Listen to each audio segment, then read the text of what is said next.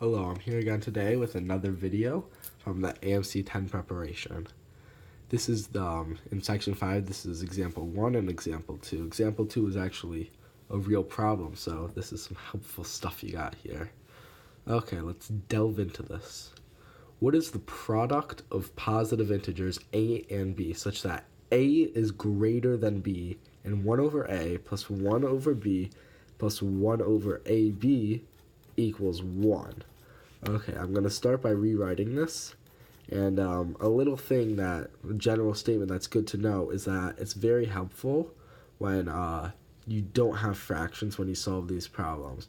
First, just going to tell you what I'm going to do. I'm going to unfractionalize this, then I'm going to factor it, and then I'm going to find all the possible solutions, and then multiply them together. Okay?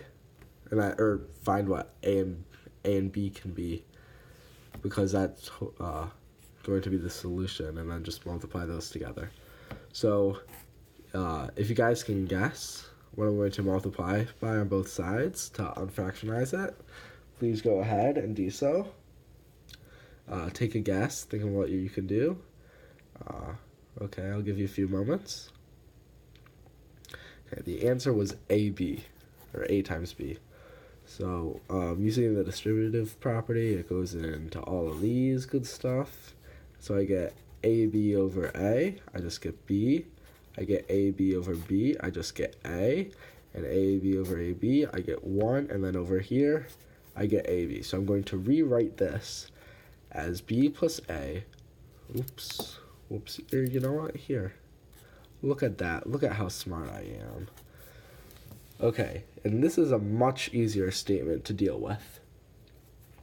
Okay, and so from here, what we're going to do is we are going to factor. So first I'm going to rewrite this as AB minus A minus B minus 1 equals 0. And so to factor this, the book has a good method. You multiply these two numbers together to get AB. Then this time something else needs to be minus a, so it's going to be minus 1. And then this time something else needs to be minus b, so it's also going to be minus 1. And then you multiply these two together, and I get 1. Okay, so I'm going to factor this into, and when you factor, you take the ones that are horizontal to each other. So it'll be a minus 1 times b minus 1. Okay. Now we have this 1 over here, so that means that this is going to be equal to 2, because I could move this 1 over here and just have nothing here, and then I added 1 to this equation, so I have to add 1 to this side. Okay? Okay, and so now that I know this, I'm one step closer to solving it. So the factors of 2 are only 1 and 2.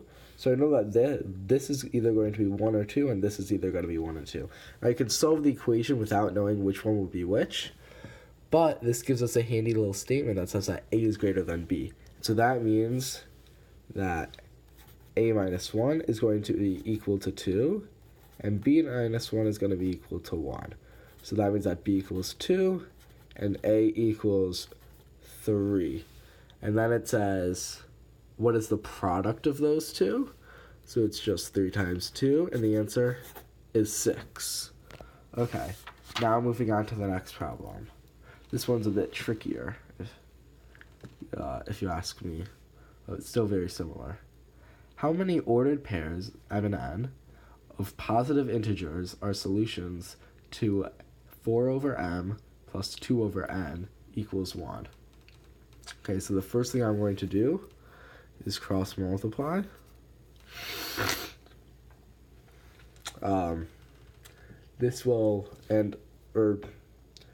Cross multiplying actually doesn't work so well in this case, because we still have this 1 over here that wouldn't be dealt with so properly if we just do that. So I'm actually going to rewrite this down here, as I should have. Silly old me. And so I'm going to multiply it by mn, same thing as before. This is going to turn into the n's cancel out in this one, so we have 4n, and then this one the n's cancel out, so it's going to be 2n is 2m. Ho ho ho, looky looky. 2m is equal to 1 times mn, which is just mn. I feel like my thumb is in focus. Not this, whatever. So now we're going to do similar stuff. Mn minus 4n minus 2n 2m, oh my gosh, what is up with me, is equal to 0. And so now we can factor it. Now we can factor it. So I have m times n over here. That yields, notice that big word over there, mn, and then I have minus 4n. So if I have an n right here, that means that this has to be minus 4, because then when they're multiplied together, I have minus 4n, which is what I get over here. And this is minus 2m. So I have minus 2 here, and then I get minus 2m. Okay, which is what I have up here. But now look, I have this 8 plus 8. Okay? So I am when I factor this into n minus 4 times n minus 2, this is really adding 8 to one side of the equation, so we have to add 8 to the other side of the equation. Now the question asks us, how many ordered pairs does this work for?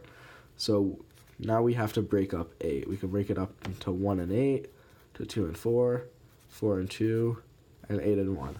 Now even though there's only 8 and 1 and 4 and 2 are actually different, the values of m and n are still different, which means that they are different ordered pairs.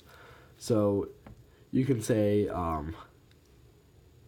you can go over and check this and make sure that all of these numbers would work out, like for them to be positive. I'll give you an example where it wouldn't. If it was minus 1 and 1, then we wouldn't really have any solutions, because if n minus 2 would work for this one if it was a 3, but then that would leave you for this one, which would mean that it would have to be minus 1. Or if this one was this one, it just wouldn't work. It would have to be that could be a 1. Ooh. And then for this one, n minus 4 equals 1. M could be 5. Oh, well, that one actually does work. Silly me. There are cases where it doesn't work, and you can go over and check all of these, and all of these do work. So the answer is we have 1 ordered pair, 2, 3, we have 4 ordered pairs. So the answer to how many ordered pairs work, the answer is 4. 6, 4. Maybe the answer to the next problem will be 2.